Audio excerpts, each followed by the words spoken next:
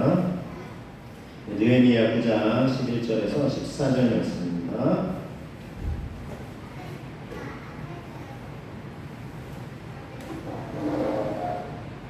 하나님의 말씀을 공독합니다.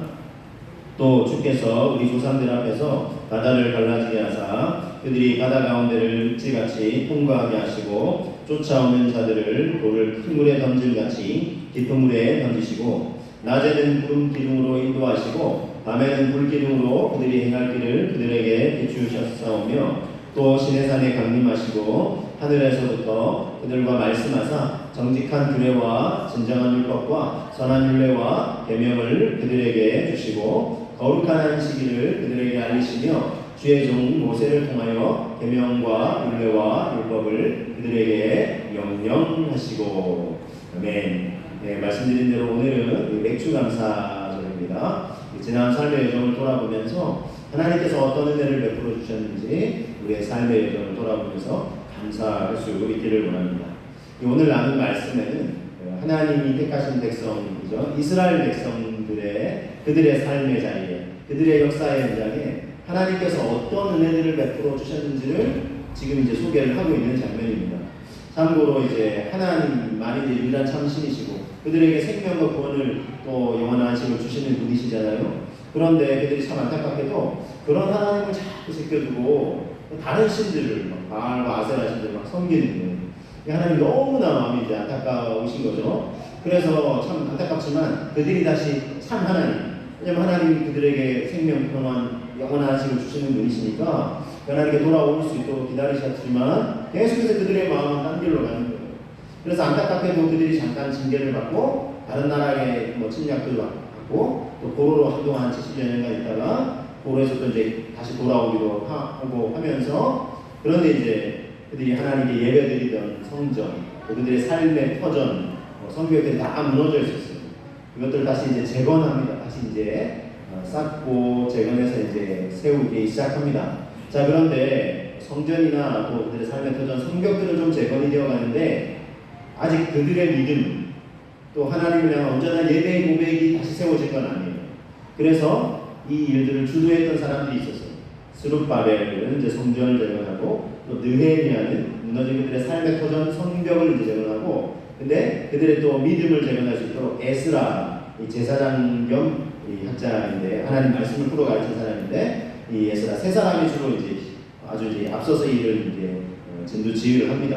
오늘 말씀은 특별히 느헤미야서이긴 하지만 동시대 느헤미야와 동시대 이런 활동을 했던 에스라가 이제 느헤미야가 이제 성벽 재건 다 이제 이루고, 그런데 이제 믿음의 그들의 어떤 성을 재건해야 되니까 에스라가 나섭니다. 그리고 하나님의 말씀을 지금 읽어주면서 들려주는 거예요. 그러면서 하나님께서 우리 민족에게 어떤 은혜를 베풀어 오셨는지를 그들이 이제 잊고 있었고 못 듣고 있었으니까 하나님 말씀을 들려주면서 깨우쳐주고 있는 거예요. 자, 그래서 이스라엘 민족의 역사에 하나님이 어떤 은혜를 베풀어 주셨는지를 그들이 알 수 있게 그렇게 가르쳐주고 있습니다. 먼저 어떤 하나님의 은혜가 있었는지를 말씀을 통해서 한번 확인하기 원합니다. 느헤미야 9장 9절 말씀 보시면, 주께서 우리 조상들이 애굽에서 고난받은 것을 감찰하시며 홍해에서 그들의 부르짖음을 들으시고 이적과 기사를 베푸사 아로와 그의 모든 신하와 그의 나라 온 백성을 치셨사오니 이는 그들이 우리의 조상들에게 교만하게 행함을 아셨습니다.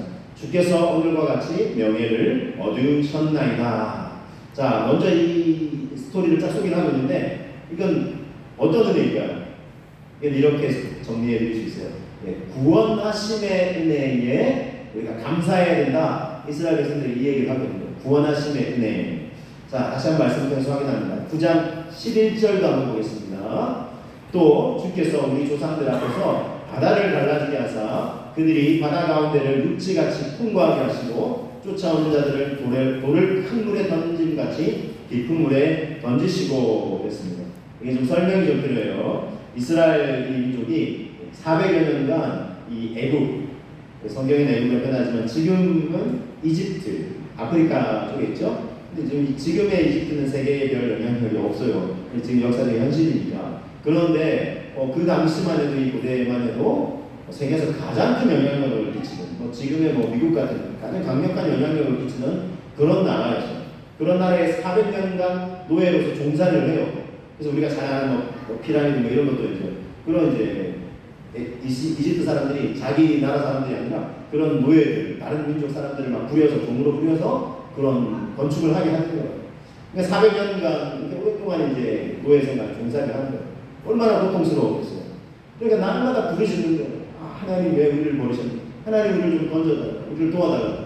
그래서 하나님께서 때가 되었을 때 모세를 이제 보내셔서, 우리가 잘 아는 사람 모세를 보내셔서 이제 애굽에 이집트의 파라오 왕 앞에 가서 하나님의 백성들을 하나님께서 내보내라고 하신다. 그랬더니 뭐 이 파라오 왕이 꿈쩍도 안 하죠. 그러니까 교만하다. 무슨 소리냐? 너네가 믿는 신 뭐 여호와 하나님을 우리는 태양신 믿는다 하면서 우리가 믿는 신이 더 강하다. 그러니까 지금 우리가 너네를 지금 이렇게 다스리고 있지 않느냐 하면서 교만한 마음을 굽히질 않아요. 그러니까 하나님께서 징계를 내리시는데 10가지 재앙을 내렸어요. 첫 번째, 두 번째, 세 번째. 근데 이제 마음이 조금씩 이제 재앙을 당할 때마다 이 파라오 왕이 이제 조금씩 이제 낮아지죠. 그런데도 뭐 결국 안 보내요. 안 보내다가 마지막 10번째 재앙을 애굽의 모든 첫째 날들 다 뭐 가축들까지 포함해서 다 이게 죽음을 경험하고 나서 이제야 이제 보내는 거예요. 그래서 이제 마지못해 그것도 이제 보내는 거예요. 그래서 이제 이스라엘 백성들을 보냈는데 이스라엘 백성들이 이제 뭐 한 200만여 명 정도 돼요. 엄청난 무리죠. 큰 무리죠. 그래서 모세가 이제 이끌고 이제 이스라엘 백성들을 이끌고 가는데 차차 이 파라오 왕 내가 지금 무슨 일을 한 거지?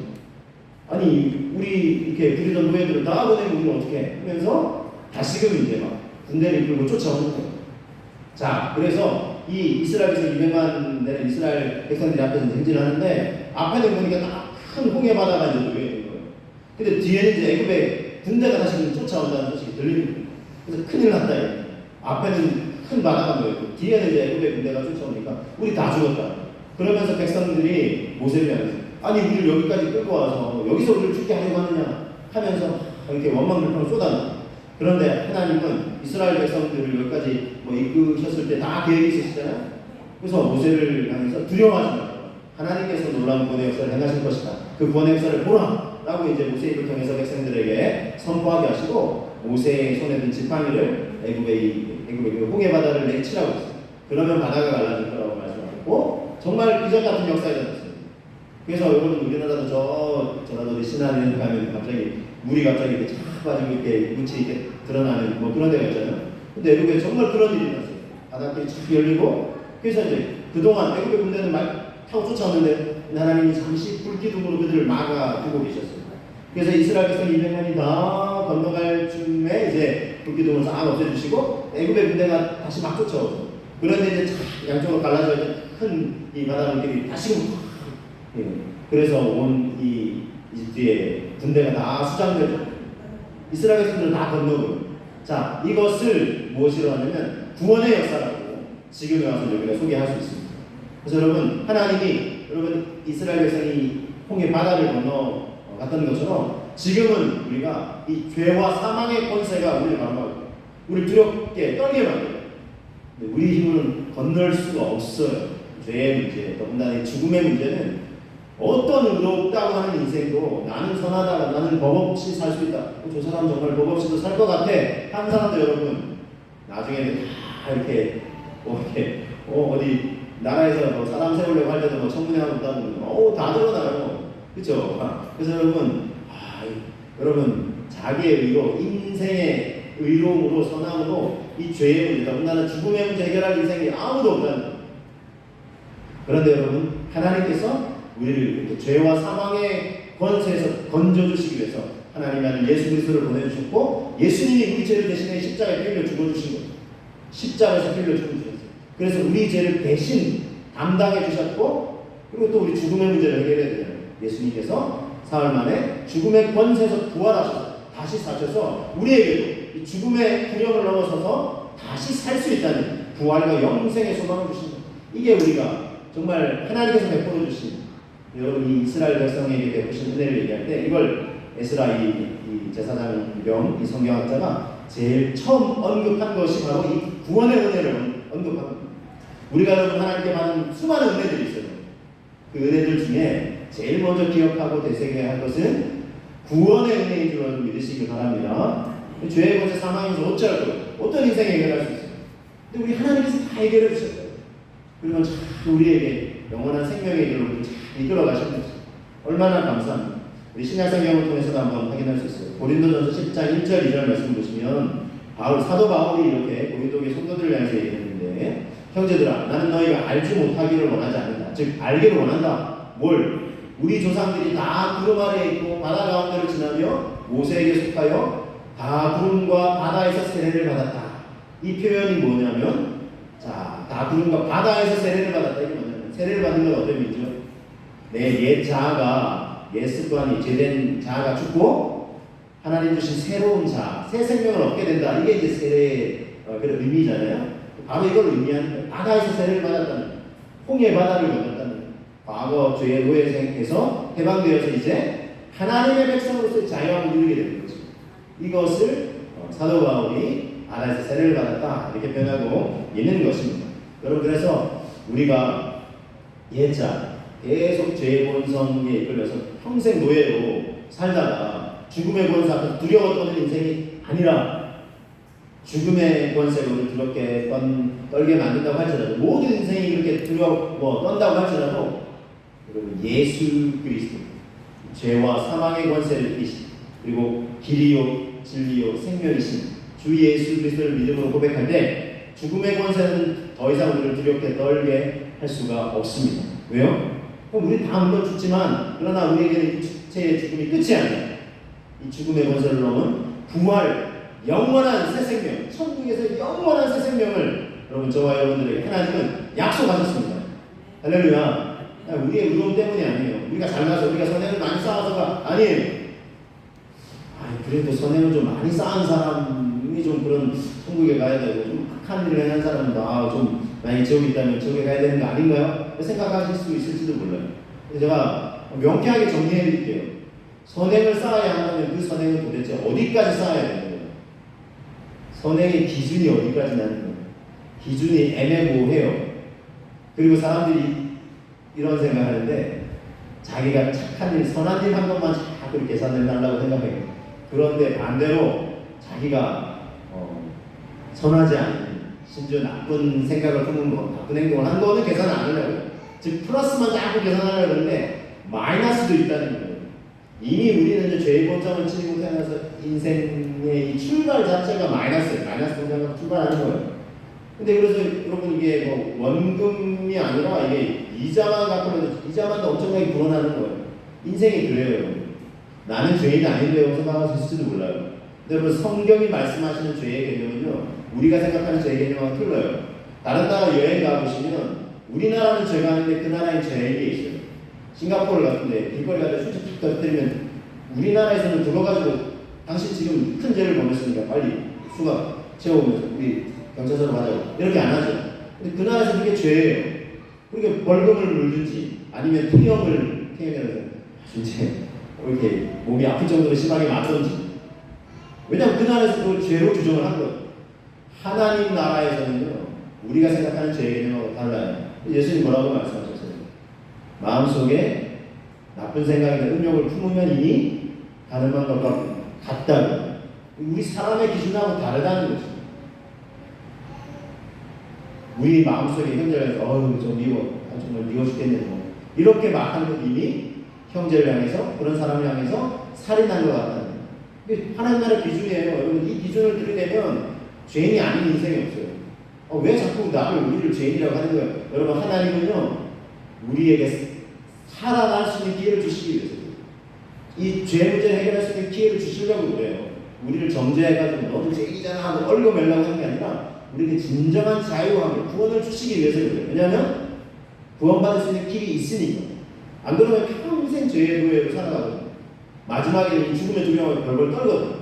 그런데 이 죄의 문제, 죽음의 문제를 우리 주님이 해결해 주셨으니까 이게 해결하라고. 나중에 인생의 마지막 순간에 뿐만 아니라 지금 인생을 살아가면서도 죽음의 권세 앞에 두려워 떨면서 살지 말라고 하나님께서 미리 우리에게 구원의 기쁨과 자유를 주시길 원하시는 거죠. 그러므로 하나님이 우리에게 주시는 이 수많은 은혜 중에 가장 우리가 우선해야 되고 중요하게 생각해야 되고 가장 먼저 감사를 고백해야 될 것은 죄의 권세, 사망의 권세를 건져주시고 자유함을 주신 이 구원의 은혜인 줄로 우리 믿으시기를 주님의 이름으로 축복합니다. 네, 그래서 우리 구원받은 은혜 얼마나 감사한가. 자, 구원하심의 은혜에 이어서 우리가 또 되새기며 감사해야 될 은혜는 인도하심의 은혜라는 것입니다. 예레미야 9장 12절 말씀을 보시고요. 자, 이렇게 또 고백합니다. 낮에는 구름 기둥으로 인도하시고 밤에는 불 기둥으로 그들이 행할 길을 그들에게 비추셨사오며 그랬어요. 자, 이스라엘 백성은요, 이 광야 여정을 지나야 돼서요, 이 홍해 바다를 이제 건넜어요. 그런데 이제 이 홍해 바다 건너고 그 조상 아브라함 때부터 약속하신 이 약속의 땅, 지금 세계 지도에서는 지금 이스라엘 백성이 머물고 있는 땅인데 지금 저 이집트 동북부 쪽에서 이제 바다를 건너고 잠시 광야길을 걸어가야 됐어요. 자, 이 광야길에는요, 여러분 특징이 있는데 광야는 사막지대잖아요. 길이 없어 보여요. 그렇죠? 사막에는 아무리 사방팔방 둘러봐도 길이 없는 것 같아요. 근데 어떻게 가죠? 길을 걸어가야만 하는데 길이 없어 보여요. 없어요. 지금 육안에 눈에는 길이 없어요. 이리 가야 될지 저리 가야 될지 도무지 모르겠어요. 어떻게 가야 되죠? 그래서 하나님께서 낮에는 구름 기둥으로 그들을 인도하셨고 밤에는 또 불 기둥으로 그들이 행할 길을 비추셨다는 거예요. 밤에 또 이제 조금 저녁에 어두워졌을 때도 좀 긴 길을 가야 될 때는 그때도 걸어가야 될 때가 있어요. 그때는 또 그들에게 불 기둥으로 그들의 길을 비추셨다는 거예요. 저는 이 말씀을 읽을 때에 참 그냥 길만 인도하신 것이 아니라 하나님께서 이스라엘 백성의 필요를 정확히 알고 계신다는 것을 이 말씀을 통해서 깨닫게 해주시잖아요. 어느 순간 이게 무슨 의미냐면 잘 보세요. 낮에는 뭐가 필요할 거예요? 광야 사막지대예요. 햇살이 너무나 뜨거워요. 우리 지금 여름 무더우시죠? 갑자기 그죠? 여름 무더위가 찾아오고 막 폭염이 막 계속 될 것 같아요. 그죠? 근데 여러분 우리나라 비교도 안 될 정도로 지금 우리가 30도만 넘어가서 너무 더워 그러는데 여러분 기본이 한 50도 정도 된다고 생각해요. 뜨거워서 이게 지낼 수가 없어요. 자, 근데 그들이 낮에도 지낼 수 있도록 하나님 어떻게 하신다고요? 구름 기둥으로 쫙 뜨거운 햇살을 가려주십니다. 밤에는 또 너무 추워요. 일교차가 북극도에 떨어지니까 밤에는 또 뭐가 필요해요? 불기둥, 그렇죠? 물론 이제 길을 갈 때도 비춰준 밝은 빛이 필요하고 또 추우니까 불기둥으로 따뜻하게 그들을 또 비춰주시고 데워주시고. 여러분 하나님께서 이런 분이세요. 이렇게 이스라엘 백성들을 너무나 자세하게 인도해 가셨어요. 근데 여러분 그럼에도 불구하고 이 이스라엘 백성들이요, 이런 하나님의 인도하심을 온전히 받고 이게 어렵지가 않아요. 왜냐하면 구름이 움직이네 하면 따로 움직이면 되고요. 어느 날은 구름이 안 움직이고 한참을 머물러 있어요. 그러면 여기 머물라고 하시나 보다. 그럼 우리 머물자 하고 유숙하면서 머물면 돼요. 근데 그러니까 그 다음 날은 구름이 안 움직여요. 그럼 계속 오늘도 머물라고 하시나 보다 하고 머물면 되는 거예요. 이게 여러분 생각해 보세요. 그렇게 어렵지가 않겠죠. 구름만 유심히 보고 움직이면 따라가고 멈추면 멈춰 있으면 되니까. 그런데도 이스라엘 백성들이요 이걸 어려워했어요. 그리고 그렇게 이스라엘 백성들이 이렇게 정말 자상함과 나타남을 풀어주시면서 그들의 갈 길을 친히 인도해 가시는 하나님을 마다하고요 다른 신들을 섬기고 있어요. 참 너무 안타깝지 않을 수가 없어요. 그래서 하나님의 마음을 얼마나 아프게 해드릴지 몰라요.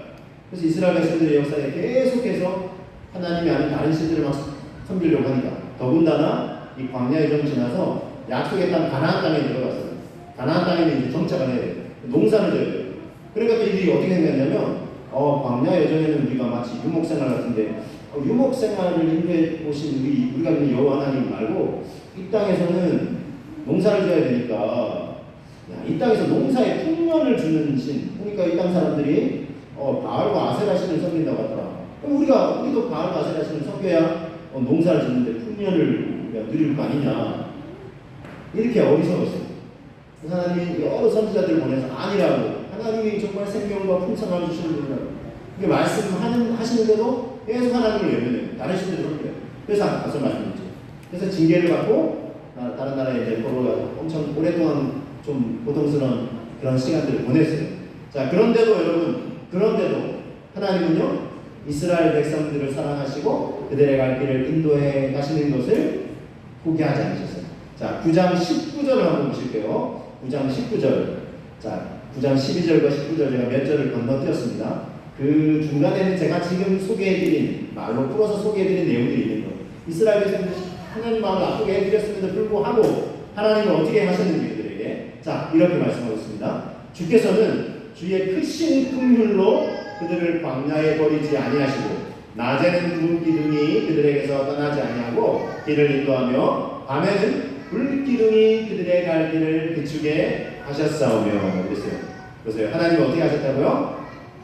긍휼을 베풀어 주셨어요. 하나님의 마음을 그렇게 아프게 해드렸음에도 하나님의 크신 긍휼로 광야에서 절대로 그들을 버리지 않으셨다. 그럼 얼마나 감사한지 몰라요. 하나님은요 이런 분이세요. 우리도 하나님 마음을 아프게 해줄 때가 있어요. 하나님의 본심, 우리를 너무나 사랑하셔서 우리에게 영원한 생명을 인도해가기 원하시는데 하나님을 잘 몰라요. 하나님 하나님만 믿어야 뭘 만나고 다 해가지고 뭐 다른 종교 믿어도 뭐. 여러분 하나님께서 생명의 주이시고요. 이 죄의 문제, 또 사망의 문제, 죽음의 문제를 해결할 수 있는 유일한 분이세요. 그러니까 우리에게 영원한 생명을 인도하시죠. 그러니까 어떤 다른 여러 종교 중에 하나가 아니에요. 왜 기독교에서 자꾸 편협하게 그러냐? 편협한 게 아니라 이게 생명이기 때문에 그런 거예요. 이게 생명이고 영원한 천국에서 영원한 생명을 누릴 수 있는 진정한 길이요 진리요 생명이기 때문에 그렇습니다. 하나님은 우리를 그 영원한 이 땅에서도 평생 평안함과 안녕의 길로 인도하시고 또 천국에서 영원한 생명의 길로 우리를 인도하시는 하나님의 선하신 인도하심의 은혜 지금 저와 여러분이 지금 여기까지 받고 누리고 계신 줄로 믿습니다. 그래서 우리가 이 인도하심의 은혜 앞으로도 상반기도 그런 날을 누렸고 앞으로도 지난 우리 인생 여정에도 그렇게 누렸고 우리 2023년 하반기뿐만 아니라 우리 남은 인생 여정 우리 천국에 영원히 입성하게 될 때까지 우리의 갈 길을 친히 인도해 주시는 하나님의 인도하심에 저희 앞길을 맡겨드리시는 저와 여러분 되시기를 주님의 이름으로 축복합니다. 자, 또 은혜가 있어요. 하나님 베풀어 주신 은혜가 이게 끝이 아닙니다. 세 번째는요, 말씀 주심의 은혜가 있었습니다. 말씀 주심의 은혜에 우리가 감사할 수 있어야 되겠습니다. 자, 말씀을 통해서 확인합니다. 느헤미야 9장 13절입니다. 느헤미야 9장 13절. 또 시내산에 강림하시고 하늘에서부터 그들과 말씀하사 정직한 규례와 진정한 율법과 선한 율례와 계명을 그들에게 주셨다. 그래서 14절 가게 되는데요. 거룩한 안식일을 그들에게 알리시며 주의 종 모세를 통하여 계명과 율례와 율법을 그들에게 명령하셨다. 그랬어요. 하나님이 친히 율법을 주셨어요. 모세를 통해서 우리가 들어보셨던 10계명 율법을 주셨고요. 더 지켜야 될 그들의 규례라고 하고 율법이라고 하고 율례라고 하고 어렵죠. 그런데 이제 똑같이 얘기하면 하나님의 말씀을 주셨다는 거예요. 그래서 이것의 의미는 뭘까요? 하나님의 백성들이 어떻게 살아야 할지를 알려주신 거예요. 하나님이 얼마나 이게 자상한지 몰라요. 그럼 어떻게 살아야 되나요? 하나님 믿는 백성의 삶은 어떤 삶인가요? 그럼 우리에게 천국 영원한 생명을 주신다고 하셨는데 그걸 누리기 전까지는 이 땅에서는 어떻게 살아가야 되나요?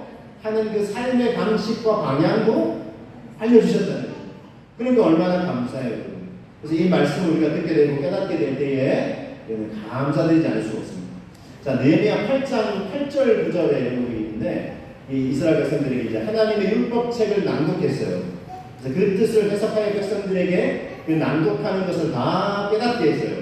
이 에스라가, 성경학자 에스라가. 그랬더니 백성이 율법의 말씀을 듣고 다 우는지라 그랬어요. 말씀을 듣더니 울어요. 왜 울었을까요? 지금 말씀드렸죠. 그동안은 말씀을 못 들었어요. 고통 가운데 있다가 이제 하나님의 말씀이 들려지니까 자기들이 왜 그동안 그런 고통스러운 시절을 보냈는지를 깨닫게 된 거예요. 아하, 우리가 하나님을 몰랐구나. 하나님을 참 신으로 믿고 섬겨야 되는데 다른 신을 섬기고 하나님의 마음을 너무나 아프게 되었구나. 그래서 우리가 이 잠시의 고통을 겪었구나. 우리가 하나님의 마음을 너무나 하나님의 가슴에 우리가 대못을 박았구나. 이러면서 우는 거예요. 우리가 잘못했습니다. 하나님. 애통해하면서 회개하면서 우는 것입니다. 그럼 참 그래요. 여러분. 지나온 삶을 돌아보면서 돌이키게 하는 거예요. 말씀은 마치 여러분 여러 가지로 비유해드릴 수 있는데 어떤 때는 거울과 같은 역할이에요. 거울을 보면서 우리가 얼굴에 뭐 묻었는지 확인하죠. 우리의 삶이 잘못됐는지 아니면 내가 지금 바른 삶을 살아가고 있는지를 비춰주는 거울이 뭐라고요? 하나님의 말씀이라는 거예요. 근데 그 말씀을 우리에게 주셨어요. 여러분, 이 과거 이스라엘 백성들에 비해서요, 지금 우리는 얼마나 편리한 시대를 살아가요. 그때는요, 이런 뭐 종이에 쓰여진 것도 아니에요. 책자로 쓰여진 것도 아니에요. 두루마를 하고 큰 천에다가 이렇게 다 기록해가지고 둘둘둘둘 말아가지고 그걸 잘 펼쳐가지고 읽어야 됐어요. 그러니까 지금은 얼마나 여러분 인쇄술이 발달됐죠? 우리 그렇죠? 과학의 발달, 인쇄술로 발달로 우리 종이 활자로 된 또 더군다나 이게 우리나라 말로 된 성경을 가지고 있잖아요. 그렇죠? 그래서 뭐 교회를 좀 다녀보시면은 적어도 한 권 이상씩은 뭐 가지고 있을 정도로 뭐 교회에서도 이렇게 빛이 되어 있고, 그러니까 성경을 읽으려면 얼마든지 읽을 수 있고, 또 뿐만이 아니에요. 요즘 TV를 틀면, 그죠? 핸드폰으로 보면 얼마나 이제 막 이렇게 좋은 말씀들이 술술술 이렇게 들려지고 또 보여지고, 요즘 또 우리 함께 믿음의 공동체에서는 성경 통독을 쭉 나가잖아요, 그렇죠? 카톡으로 공유해드리잖아요. 그거 클릭만 하면 얼마나 목소리들, 이게 각 인물들마다 그렇죠? 성우들이 바뀌어요. 이게 입체적으로 다 말씀이 들려지잖아요. 그러니까 여러분, 나는 말씀 읽을 시간이 없어요. 조금만 시간 내면 하나님의 말씀을 얼마나 편리하게 우리가 먹고 읽을 수 있는지, 들을 수 있는지. 여러분, 말씀을 듣고 읽는 일에 조금만 열심을 내보시기를 주님의 이름으로 축복합니다. 왜냐면 이걸 얼마나 편리하게 우리가 주셨냐 하는 거예요. 그러니까 지금은 이 말씀을 주시는 게 은혜라는 거예요. 어떻게 살아야 되는지 난 잘 모르겠어요.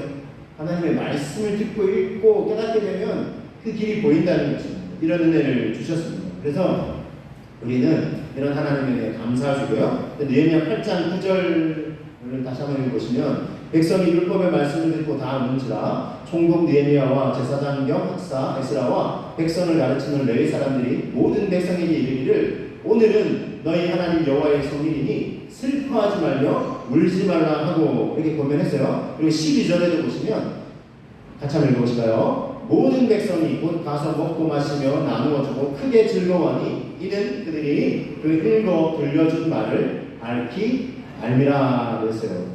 처음에는 막 애통해서 울었는데 죄가 생각나서 깨달아져서 울었는데, 이 말씀을 가진 사람들이 이날은 하나님이 주신 구원의 은혜를 누리는 날이니 더 이상 슬퍼하지 말라라고 얘기하면서 기뻐하고 감사하자 그래요. 그랬더니 백성들이 가서 이제 먹고도 마시면서 즐거워했대요. 그 이유는 그들이 읽어 들려준, 즉 그들이 듣게 된 이 하나님의 말씀을 이제 알게 된 거예요. 자기들의 죄악에도 불구하고 연약함에도 불구하고 자기들을 버리지 아니하시고 구원해 주시고 자기들이 갈 길을 인도해 주시고 또 이 말씀을 주셔서 어떻게 살아가야 될지를 알려주시는 하나님, 이 은혜가 이제 깨달아져서 감사하는 거예요. 그래서 감사를 고백하고 있습니다. 여러분, 저와 여러분 이 은혜에 감사하실 수 있기를 주님의 이름으로 축복합니다. 마지막 한 가지만 더 짧게 소개해드리겠습니다. 마지막 네 번째는요, 채워주시면 느헤미야 8장 15절을 한번 볼게요. 그들의 굶주림 때문에 그들에게 양식을 주시며 그들의 목마름 때문에 그들에게 반석에서 물을 내시고 또 주께서 옛적에 손을 들어 맹세하시고 주겠다고 하신 땅을 들어가서 차지하라 말씀하셨다는 거예요. 자, 굶주려 하니까 광야에서 먹을 게 없어요. 그래서 배고파요 했더니 하나님이 날마다 이 만나를 내려주셨어요. 만나가 이 동글동글한 이 과자 같은 모양인데 이게 하늘에서 이슬이 내려요. 이슬이 이제 뜨거운 햇살이 나는 냉재면 위로 상승했다가 대기 중에 공기가 밤에 추움에 이제 냉각이 돼서 이슬로 내려요. 근데 그 이슬과 함께 하나님이 동글동글한 과자를 새벽녘에 가서 보면 이렇게 이슬처럼 맺혀있는 거예요. 그걸 거두어서 날마다 먹게 하셨어요. 근데 그것만 먹다 보니까 고기 먹고 싶어요 하는, 그리고 고기 좀 주세요 했더니 메추라기, 우리 메뚜기족 비슷한 거 그걸 싸가지고 풀어와서 다 깔리게 그걸 또 가져다가 먹게 하셨어요. 날마다. 그래서 또 목마르다고 하니까 반석에서 샘물이 나게 하셨어요. 이런 은혜를 누리게 하셨어요. 광야 먹을 게 없어요. 근데 하나님이 공급해 주셨어요. 광야 목이 말라요. 근데 하나님 그들의 목마름을 적셔 주셨다는 거죠. 이것이 이스라엘 백성들에게 베풀어 주신 하나님의 은혜였습니다. 자, 이 네 가지 은혜를 좀 다시 한번 이제 정리를 해 보겠습니다. 어떤 은혜였을까요? 기억나시나요? 네, 뒤에 정리된 걸 좀 보시면 먼저는 구원하심의 은혜였어요. 그렇죠? 구원하심의 은혜가 있죠. 자, 두 번째는 인도하심의 은혜, 그렇죠? 그리고 세 번째는 말씀 주심의 은혜였어요, 그렇죠? 어떻게 살아가야 될지 우리를 보여주고, 네 번째는 채워주심의 은혜. 제가 임의로 있어서 전한 게 아니라 이 에스라가 이스라엘 백성들이 역사에 사는 그 은혜를 제가 순차적으로 이걸 정리한 거예요. 근데 이게 의미가 있어요. 먼저 우리는 구원하심의 은혜에 감사하고, 죄와 사망의 권세, 내 힘으로 어찌할 수 없는데 은혜를 주시니 감사하고, 우리가 갈 길을 인도해 주시는 이 인도하심의 은혜에 감사하고, 때로 우리 삶이 힘들고 어렵고 고통스러울지라도 욥이 막 고난과 고통 중에 고백하잖아요. 오직 그가 나의 가는 길을 아시나니 그가 나를 단련하신 후에는 내가 순금같이 되어 나오고, 순도 100%의 금으로 빚어내신 하나님, 우리 인생의 고통과 어려움 중에도 하나님은 우리를 순금같이 빚어내시면서 우리가 그렇게 힘들어 주세요. 그래서 걱정할 필요가 없어요. 말씀 주시서 우리의 삶을 어떻게 살아가야 되는지 알려주시죠.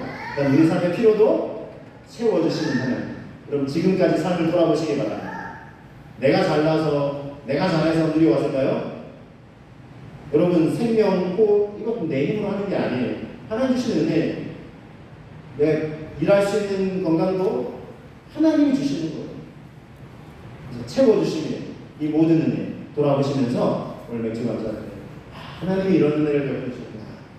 감사 찬송하시면서 앞으로 우리 인생 여정도 우리 이 좋으신 주님께 이런 은혜를 베풀으신 주님께 맡겨드리시면서 감사하고 기쁘게 행복하게 인생길 돌아가시는 저와 여러분 되시기를 주님의 이름으로 축복합니다. 우리 한번 기도하겠습니다. 주님